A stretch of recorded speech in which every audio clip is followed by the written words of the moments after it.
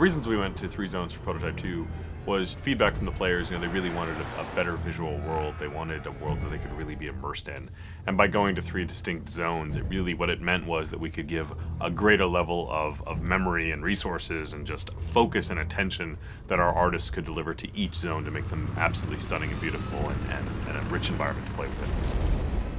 It enabled us to provide the player with different challenges, different experiences, and give the player something unexpected whenever they progress forwards. We wanted to have 3 areas where we could have sort of a military zone, a pristine zone, and an infected zone, and have them stand on their own.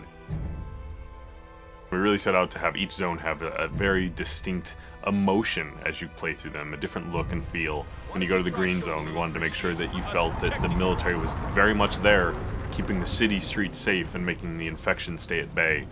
So you get a greater military population, you get less destroyed buildings, less papered over buildings. They tried to make it look pretty and nice.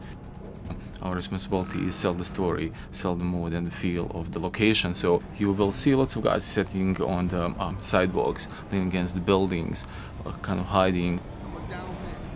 We also focused on having a dynamic exposure so that you could have dark areas and bright areas, and having the camera really adjust for that. So it didn't feel like this monotone area of just constant intensities. A lot of the threat that you find in the green zone is slightly more insidious. It's kind of hidden away. It's not as overt as in the yellow zone where there's military absolutely everywhere, but as you dig deeper into the green zone, you start to understand that it has its own set of secrets in there, which I'm not going to go into details in this particular conversation. The yellow and the green zone represent sort of the progression to the red zone. The green zone starts out as a living normal civilization where people are still going about their daily work. They're still doing their normal things. The yellow zone is more of a camp where things have gone wrong. They've moved people in, they've moved people out. It's a military quarantine zone.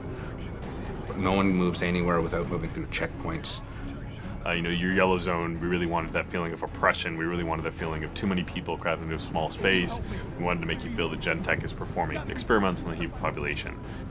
With the yellow zone having kind of expanded in such a way that the shanty towns are spilling out into the streets, what you tend to find at ground level, at least, it's a much more enclosed gameplay space and a much more dense gameplay space, which means that if you get into a fight, it changes your tactical options. So it's just asking different things of the player and requiring them to approach situations in a different way.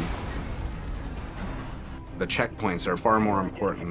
The places where the military lineup meets the protesters is a far more interesting space than just a space that's completely filled with military or a place that's completely filled with infected. So as you go through each zone, you really will feel, this is the heart of darkness. This is sort of the safe zone. And this is kind of the, overcrowded, too many people, and even the people within that, the general population. You'll feel that what those people are feeling. When you get to the green zone, you've got people milling about much more naturally, and then when you get to the red zone, you're going to be hard-pressed to find just Joe civilian. You're going to find a lot of infected. You're going to find a lot of people worried for their life. So the zones are actually unlocked in a linear sequence as you go through the game. So you'll start out in the yellow zone, and then through the course of events you get dragged on into the next zone and then the zone after.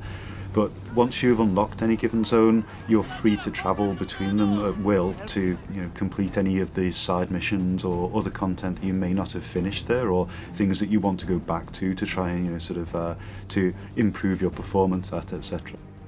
Prototype 2 is still very much a completely open world game where you have total flexibility to go wherever you want and do whatever you want whenever you want.